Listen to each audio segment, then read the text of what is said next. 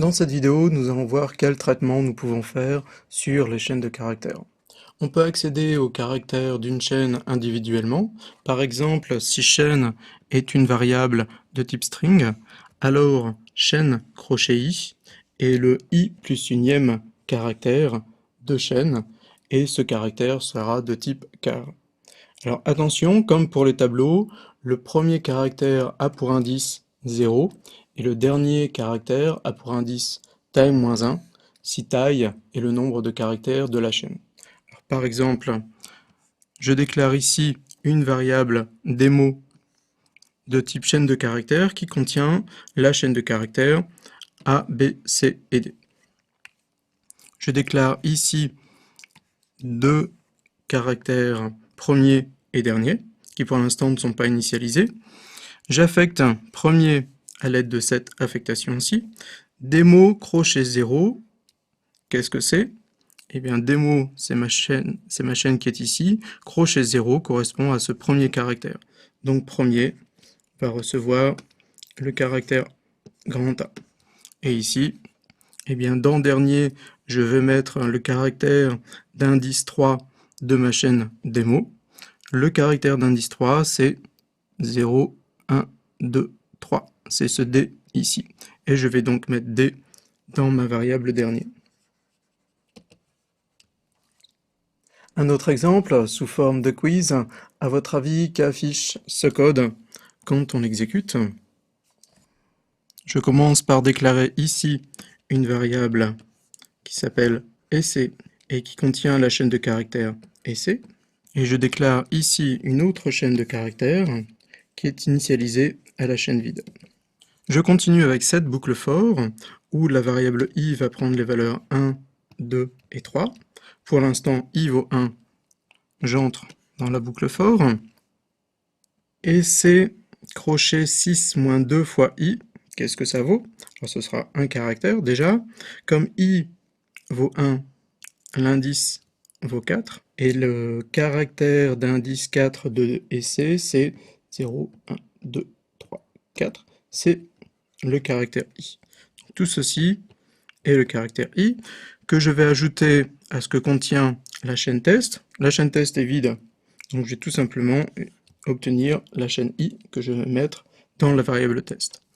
Ensuite, ici, dans cette affectation, essai crochet i comme i vaut 1, et bien c'est le caractère s ici.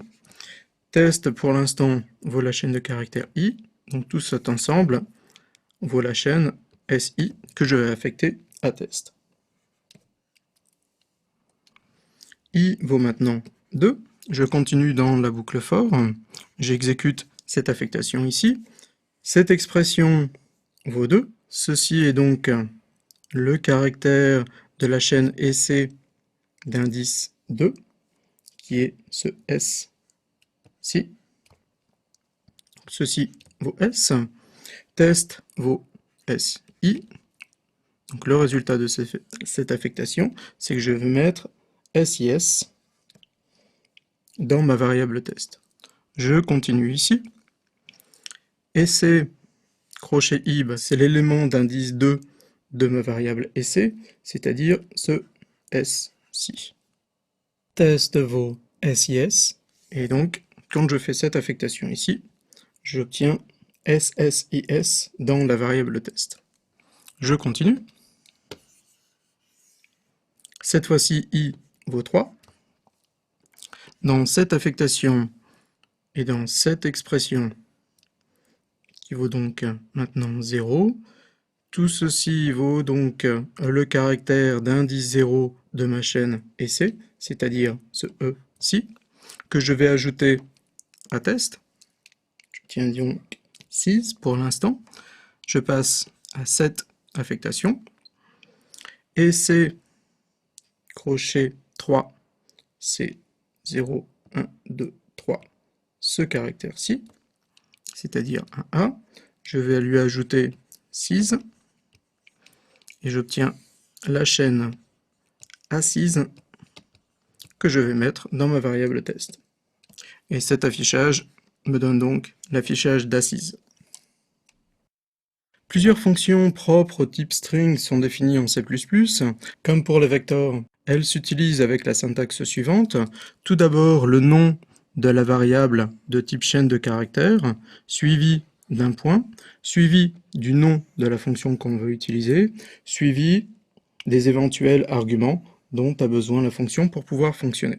On dispose entre autres de la fonction size, qui va s'appeler ainsi si je suppose que chaîne est une variable de type chaîne de caractères, et cette fonction va me renvoyer la taille, c'est-à-dire le nombre de caractères de ma variable chaîne. Je dispose également de la fonction insert, qui a, elle, deux arguments. Tout d'abord, la position d'un caractère qui définit là où on va insérer une deuxième chaîne, et qui est définie par cet argument ici. Donc l'appel à cette fonction va insérer la chaîne 2 dans la variable chaîne à partir de cette position-ci. Par exemple, je déclare ici une variable chaîne de caractères qui contient la chaîne A, B, C, D. Et j'appelle ici la fonction insert avec la position 1 qui est celle-ci et la chaîne XX. Et bien cette fonction insert va insérer la chaîne XX entre le caractère d'indice 0 et le caractère d'indice 1, c'est-à-dire ici. Et on va mettre le résultat dans la chaîne exemple. C'est-à-dire que après l'appel à la fonction insert, ma variable exemple contient la chaîne A, X, X, B, C, D. On dispose également de la fonction replace, qui a elle besoin de trois arguments. Tout d'abord position, un peu comme la fonction insert que nous venons de voir, un nombre de caractères, et le troisième argument est une chaîne de caractères. Cette fonction replace fonctionne un peu comme la fonction insert, sauf que elle va remplacer n caractères de la variable chaîne. Alors plus précisément, je vais prendre un exemple. Après cette déclaration et initialisation, la variable exemple contient la chaîne A, B, C, D. J'appelle ma fonction replace avec pour position la valeur 1 qui correspond à ce B ci. Ma fonction replace va remplacer deux caractères à partir de ce caractère B, c'est-à-dire ce B et ce C, et va les remplacer par cette chaîne-ci qui est 1, 2, 3, 4. Et je vais donc obtenir dans ma variable exemple la chaîne A 1, 2, 3, 4, D. Au passage, je peux utiliser cette fonction replace pour supprimer des caractères dans une chaîne. Pour cela, il me suffit d'utiliser la chaîne vide pour le troisième argument. Dans ce nouvel exemple, ma variable exemple contient la chaîne A, B, C, D. Je vais remplacer comme avant les caractères B et C, mais je vais les remplacer avec la chaîne vide.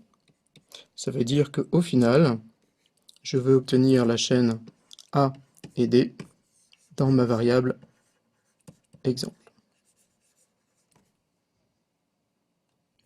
La fonction find attend un seul argument de type chaîne de caractères et renvoie l'indice dans chaîne du premier caractère, de l'occurrence la plus à gauche de la chaîne passée en argument. Alors qu'est-ce que ça veut dire? Je vais prendre un exemple où ma variable exemple est initialisée à cette chaîne de caractères-ci et j'appelle la fonction find en lui passant AB en paramètre. Eh bien AB en partant de la gauche apparaît pour la première fois dans l'exemple ici. L'indice du premier caractère, c'est l'indice 2, parce qu'on part de 0. Et ma fonction find va donc me renvoyer la valeur 2. Il existe également la fonction inverse qui part de la droite, c'est la fonction rfind.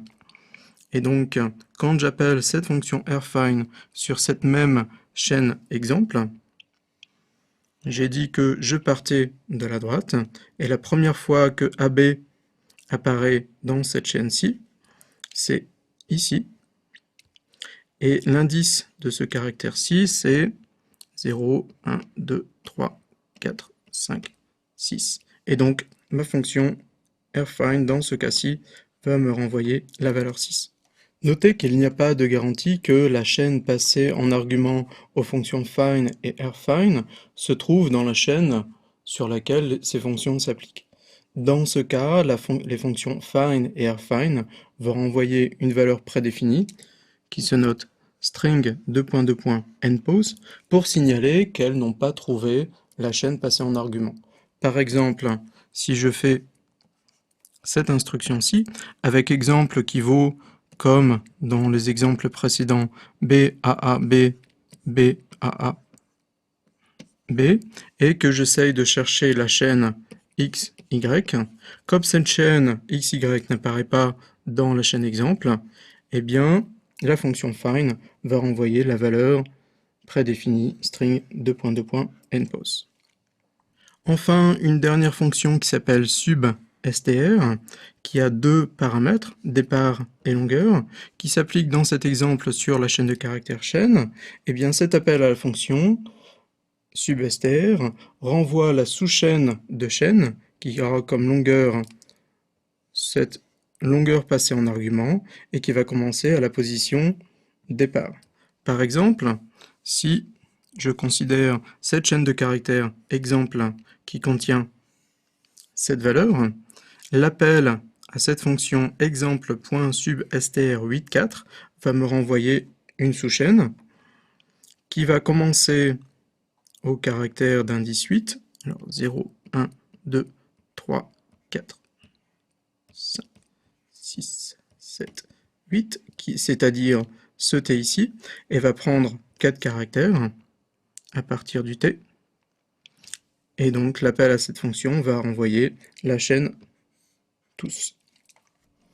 Voilà, c'est tout ce que nous allons voir sur les fonctionnalités du type string. Sachez qu'il y en a d'autres, mais qu'elles fonctionnent toutes sur le même principe.